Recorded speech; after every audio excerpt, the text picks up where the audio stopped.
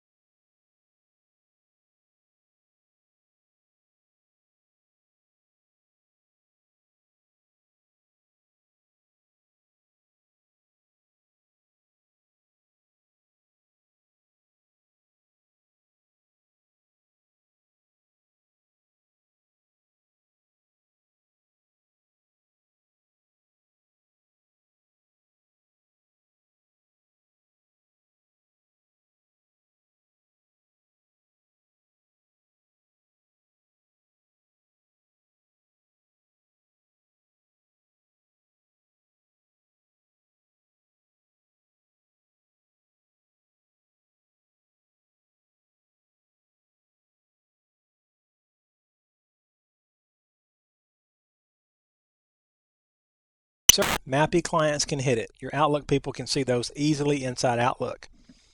The general purpose public folder trees, we can put as many of those as we want, except we need to be careful about creating top level folders. One thing that users are really good about is coming up with ideas and putting stuff in public folders, but not going back and cleaning them up and so forth. You want to limit the ability and constrain the number of people who can create top level folders.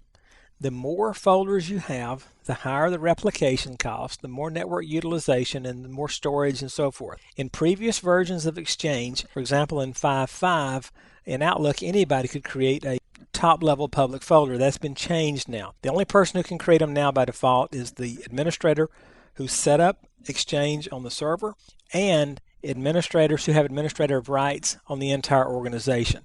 But you still want to limit this. Make sure you take that into consideration. And again, replication increases as your number of folders increase. Now, you can create these in the Exchange System Manager. In the next video or two, I'm going to show you an example of this. But bottom line for now, make sure you understand there are two types of public folder trees. The MAPI, or the default, can be seen by everyone, including Outlook. The general purpose public folder trees cannot be accessed by the MAPI clients, and we can control replication a lot easier on those. They don't automatically go everywhere. Now, there's a lot more to public folders, and we're going to cover them as we go through the course here, so stay tuned. But there's your two basic types.